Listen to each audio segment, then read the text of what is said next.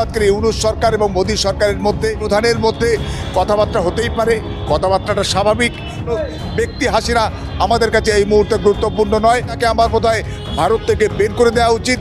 শেখ হাসিনা বা তার কিছু নেতা মন্ত্রী তারা ভারতবর্ষের বিভিন্ন প্রান্তে আশ্রয় নিয়েছে বলে যে আয়নাঘর, সেখানে গুম, দীর্ঘ সময় বিভিন্ন অ্যাক্টিভিস্টদেরকে গুম করে রাখা হয়েছিল, ছাত্র যুবদেরকে যেভাবে হত্যা এবং হত্যার প্রচেষ্টা চালানো হয়েছিল, সেই গণহত্যায় অভিযুক্ত শেখ হাসিনা। ফলে এরকম একটা মানুষকে আমাদের ভারতবর্ষে আশ্রয় দিয়ে ভারতবর্ষের যে পরম, তিনি হাসিনা ফিরে যাক তার দেশে এবং ফিরে গিয়ে তিনি রাজনৈতিক কর্মকাণ্ড শুরু করুক এবং তার বিরুদ্ধে যা কিছু অভিযোগ ইতিমধ্যে এসছে বা হয়েছে সবটাই মিথ্যা সে প্রমাণ করুক। এবং তার জন্য আদালত খোলা রয়েছে এবং যে আদালতের তিনি বিশেষ আদালত তিনি তৈরি করেছিলেন এবং সেখানে বাংলাদেশের অনেক বড় বড় যে বিরোধী রাজনৈতিক দলের নেতা বা একটা সময় বড় গুরুত্বপূর্ণ মন্ত্রী ছিলেন বা বড় বড় আলেম লোকজন বাংলাদেশে, তাদেরকে ফাঁসি কাটে ঝুলিয়েছেন। তাদের যে সাজার ব্যবস্থা করেছিলেন বিশেষ আদালতে, সেই বিশেষ আদালতে প্রায় 70 থেকে 80টা মামলা হয়েছে শেখ হাসিনা ও তার বিভিন্ন নেতা মন্ত্রীদের বিরুদ্ধে। ফলে সেই সমস্ত মামলা যে মিথ্যা, সেটা সেখানে উপস্থিত হয়ে সেখানে আইনের কাঠগড়ায় দাঁড়িয়ে সেগুলো মিথ্যা প্রমাণ করুক এবং বাংলাদেশের যা রাজনৈতিক কর্মকাণ্ডের মাধ্যমে সে মানুষকে, বাংলাদেশিদেরকে বোঝাক এবং জানাক যে ব্যাপারটা আমার বিরুদ্ধে যা কিছু প্রচারণা হয়েছে সবটা মিথ্যে, আমি কোনো অন্যায় বা ভুল করিনি এবং সেটা মানুষের আস্থা ভরসা অর্জন করে সে আবার ক্ষমতায় ফিরে আসুক গণতান্ত্রিকভাবে, গণতান্ত্রিক পদ্ধতিতে। সেটাই তো আমরা চাই। কিন্তু সে একটা বাংলাদেশি হিসাবে বাংলাদেশে এর সাধারণ মানুষ যার বিরুদ্ধে অভিযোগ রেখেছে সে হচ্ছে গণহত্যায় অভিযুক্ত, তাকে আমাদের দেশে আশ্রয় দিয়ে আমার বোধ হয় দেওয়ার দরকার নেই এবং সে ফিরে যাক এবং ফিরে গিয়ে এখানে বসে থেকে আমি ফিরে যাব, আমি চলে যাব, আমি আবার রাজনীতিতে অংশগ্রহণ করব, সব ঠিক হয়ে যাবে, এই সমস্ত বাগাড়ম্বর না করে নিজে ফিরে যান, চলে যান, ভারত থেকে বেরিয়ে বাংলাদেশে গিয়ে তার কর্মকাণ্ড শুরু করুন, এটা আমরা চাই। বাংলাদেশ ও ভারতের সম্পর্ক ভালো না হয় উপায় নেই, মন্তব্য মোহাম্মদ ইউনূসের, কি বলবেন? অবশ্যই বাংলাদেশ এবং ভারতবর্ষ দুটি প্রতিবেশী দেশ এবং তাদের দীর্ঘ সীমান্ত রয়েছে দুটি প্রতিবেশী দেশের মধ্যে। ফলে এই দুটি দেশের মধ্যে যে একটা সুসম্পর্ক এবং ভ্রাতৃত্বের বন্ধন অবশ্যই খুব গুরুত্বপূর্ণ। আর তাছাড়াও বাংলাদেশের সঙ্গে আজকের ভারতবর্ষের দীর্ঘ ঐতিহাসিক একটা সুসম্পর্ক রয়েছে এবং সেখানে তাদের বাণিজ্য সম্পর্ক এবং বিশেষ করে চিকিৎসা, শিক্ষা সম্পর্কে মানে যাতায়াত, আসা যাওয়া সাধারণ নাগরিকদের মধ্যে ব্যাপকভাবে রয়েছে এবং বিশেষ করে বাংলাদেশের নাগরিকদের ভাষা, মাতৃভাষা বাংলা এবং ভারতবর্ষের একটি অন্যতম অঙ্গরাজ্য পশ্চিমবাংলার মানুষের মাতৃভাষা বাংলা। এই ভাষা এক হওয়ার জন্য এদের একটা সাংস্কৃতিক বন্ধন এবং আত্মিক সম্পর্ক একটা নিবিড় এবং গভীর। ফলে সেই কারণে বাংলাদেশ এবং ভারতবর্ষের মধ্যে সুসম্পর্ক হওয়া খুবই বাঞ্ছনীয় এবং খুবই প্রয়োজনও বটে। এবং আমরা সম্প্রতি দেখেছি একটা টানাপোড়েন তৈরি হয়েছে, বিশেষ করে 2024-এর 5ই আগস্ট যে গণ অভ্যুত্থানের মধ্য দিয়ে বাংলাদেশের পালাবদল হয়েছে এবং সেখানে শেখ হাসিনা সরকারের পতন ঘটেছে। তারপরে শেখ হাসিনা এসে ভারতবর্ষে আশ্রয় নিয়েছে এবং বাংলাদেশ বারবার দাবি করেছে যে হাসিনাকে প্রত্যর্পণের জন্য এবং আইনের কাঠগড়ায় হাসিনাকে নিয়ে যাওয়ার জন্য, কিন্তু ভারতবর্ষ সেটাকে এখনও পর্যন্ত সাড়া দেয়নি। তা একটা টানাপোড়েন ছিল বা আছে, কিন্তু আমি মনে করি, বিশ্বাস করি সর্বোপরি দুটো দেশের যারা সরকারে আছে, যারা ক্ষমতায় আছে, তাদের দায়িত্ব দুটো দেশের মধ্যে সম্পর্কের উন্নয়ন এবং সম্পর্ককে আরও বেশি নিবিড় করা, ঘনিষ্ঠ করা এবং বাণিজ্যিক আদান প্রদান, লেনদেন আরও বেশি মজবুত করা। তাতে দুটো দেশই উপকৃত হবে। দেশের দুটো দেশের সাধারণ মানুষ, সাধারণ নাগরিক তারা শিক্ষা, চিকিৎসার আদান প্রদানের মাধ্যমে তারা আরও নিবিড় বন্ধনে আবদ্ধ হতে পারবে। মোহাম্মদ ইউনূস দাবি করছেন অপপ্রচারের কারণে দুই দেশের মধ্যে দ্বন্দ্ব দেখা দিয়েছে, কি বলবেন? হ্যাঁ, একটা অপপ্রচার আছে। হয়তো দু দেশের কিছু মানুষ, স্বার্থান্বেষী, স্বার্থান্ধ মানুষ, তারা এই যে বাংলাদেশ যে গণ অভ্যুত্থানটাকে তারা কেউ মেনে নিতে পারছে না। বাংলাদেশে যারা মানে যাদের যে সরকার বা যে দলের বা যে সমস্ত নেতানেত্রীরা ছিল যাদের পতন হয়েছে, তারাও চাইছে যে একটা অস্থিরতা তৈরি হোক, অস্থিরতা জারি হোক। সে কারণে হচ্ছে এবং তারপরে দুদেশের কিছু মিডিয়াও একটা তিলকে তাল করেছেন বা বিভিন্ন রকম অতিরঞ্জিত খবর বলেছেন, মিথ্যা খবর প্রকাশ করেছেন, মিথ্যা বানায়ট সমস্ত কিছু তৈরি করেছেন। সে কারণে কিন্তু আজকে দু দেশের সম্পর্কের মধ্যে একটা নিরুত্তাপ ব্যাপারটা এসছে বা একটা টানাপোড়েন তৈরি হয়েছে, এটা সত্য।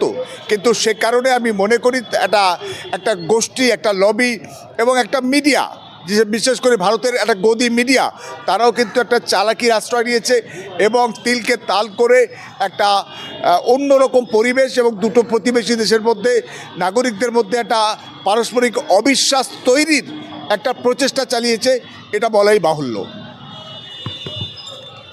আপনি গদি মিডিয়ার কথা বললেন, তো মোহাম্মদ ইউনূস দাবি করছেন যে তার সাথে নরেন্দ্র মোদীর কথা হয়েছে, কি বলবেন? হ্যাঁ, আজকে দামোদর দাস মোদী, তিনি আমাদের ভারতবর্ষের প্রধানমন্ত্রী, এবং অন্যদিকে মোহাম্মদ ইউনূস, যে গত 5ই আগস্ট 2024 যে তত্ত্বাবধায়ক হাসিনা সরকারের পতন হয়েছে, পরবর্তীকালে একটা তত্ত্বাবধায়ক উপদেষ্টা মণ্ডলীর সরকার তৈরি হয়েছে, তার প্রধান মোহাম্মদ ইউনূস। এবং দুই সরকার, দুই প্রধানের মধ্যে কথাবার্তা হতেই পারে, কথাবার্তাটা স্বাভাবিক, এবং সেই কথাবার্তাতে যদি বরফ গলে এবং যে পারস্পরিক অবিশ্বাস বা পারস্পরিক যে ভুল বোঝাবুঝির সুযোগ কোনো ক্ষেত্রে তৈরি হয়েছে, সেগুলো মিটিয়ে নিয়ে দুটো প্রতিবেশী দেশ সহাবস্থান করতে পারে এবং তাদের পারস্পরিক আদান প্রদান, পারস্পরিক যে যোগাযোগ এবং সম্পর্ক, সেটা দৃঢ় হয় এবং দুটো দেশের মানুষ যাতে উপকৃত হয়, সেটার জন্য আজকের ইউনূস সরকার এবং মোদী সরকারের মধ্যে বা দুই সরকার প্রধানের মধ্যে যদি আলোচনা হয়ে থাকে এবং সেটা বাঞ্ছনীয় এবং সেটাই একান্ত কাম্য। ডক্টর ইউনূস দাবি করছেন যে শেখ হাসিনা ভারতে থেকে বাংলাদেশকে উত্তেজিত করার চেষ্টা করছে। একজন ভারতীয় হিসেবে আপনার প্রতিক্রিয়া কী? দেখুন, আমি মনে করি এবং বিশ্বাস করি শেখ হাসিনা একজন ব্যক্তি মানুষ। তিনি অবশ্যই বাংলাদেশের যে 5ই আগস্টের আগে যে সরকার ছিল তার প্রধান ছিলেন, প্রধানমন্ত্রী ছিলেন বাংলাদেশের। কিন্তু তারপরে আমরা দেখেছি যে গত জুলাই এবং আগস্ট 2024-এ বাংলাদেশে যে গণ অভ্যুত্থান হয়েছে, বাংলাদেশের ছাত্র যুব সমাজ যেভাবে আজকের বৈষম্য বিরোধী ছাত্র সমাজ বা নাগরিক সমাজ যেভাবে এগিয়েছে, হাসিনা সরকারকে পতন ঘটিয়েছে এবং হাসিনা বাংলাদেশ থেকে পালিয়ে যেতে বাধ্য হয়েছে। তারপরে শেখ হাসিনাকে ভারতবর্ষে আশ্রয় নিয়েছে হাসিনা, এবং ভারত সরকার সেই শেখ হাসিনাকে আশ্রয় দিয়েছে। কিন্তু মনে রাখতে হবে, আমরা মনে করি এবং বিশ্বাস করি যে হাসিনা এই মুহূর্তে একজন ব্যক্তি মানুষ, তিনি ভারতবর্ষে আশ্রয় নিয়েছে। অন্যদিকে বাংলাদেশে রয়েছে প্রায় 17 থেকে 18 কোটি মানুষ। ফলে 17 থেকে 18 কোটি মানুষ তার সিংহভাগই হচ্ছেন এই হাসিনার পতন চেয়েছিল। সেই সিংহভাগ মানুষের আস্থা এবং ভরসা এবং তাদের সঙ্গে সুসম্পর্ক, তাদের সঙ্গে একটা স্বাভাবিক সম্পর্ক, এটাই আমাদের কাম্য। ব্যক্তি হাসিনাকে আশ্রয় দিতে গিয়ে বা তার যে অন্যায় অপকর্ম বা গণহত্যা বা মানুষের উপরে যে নির্যাতন, বিশেষ করে যে আয়নাঘর, সেখানে গুম, দীর্ঘ সময় বিভিন্ন অ্যাক্টিভিস্টদেরকে গুম করে রাখা হয়েছিল, ছাত্র যুবদেরকে যেভাবে হত্যা এবং হত্যার প্রচেষ্টা চালানো হয়েছিল, সেই গণহত্যায় অভিযুক্ত শেখ হাসিনা। ফলে এরকম একটা মানুষকে আমাদের ভারতবর্ষে আশ্রয় দিয়ে ভারতবর্ষের যে পরম্পরা, যে ঐতিহ্য, যে ব্যাপারটা হচ্ছে অহিংস এবং মানুষের গণতান্ত্রিক মূল্যবোধ বা গণতান্ত্রিক ব্যবস্থাপনাকে গুরুত্ব দেওয়া, সে কারণেই আমি মনে করি শেখ হাসিনাকে আমার বোধহয় ভারত থেকে বের করে দেওয়া উচিত। শেখ হাসিনা বা তার কিছু নেতা মন্ত্রী, তারা ভারতবর্ষের বিভিন্ন প্রান্তে আশ্রয় নিয়েছে বলে বাংলাদেশি বা বাংলাদেশের এই মুহূর্তে যে তত্ত্বাবধায়ক বা উপদেষ্টা মণ্ডলী সরকার আছে, তারা দাবি করছে বা মনে করছে। ফলে আমি মনে করি যে হাসিনা আমাদের কাছে এই মুহূর্তে কোনো প্রায়োরিটি নয়। বাংলাদেশ আমাদের প্রতিবেশী রাষ্ট্র, তাদের সেটা প্রায়োরিটি, এবং 17-18 কোটি বাংলাদেশিদের সঙ্গে সুসম্পর্ক স্থাপন আমাদের কাছে গুরুত্বপূর্ণ।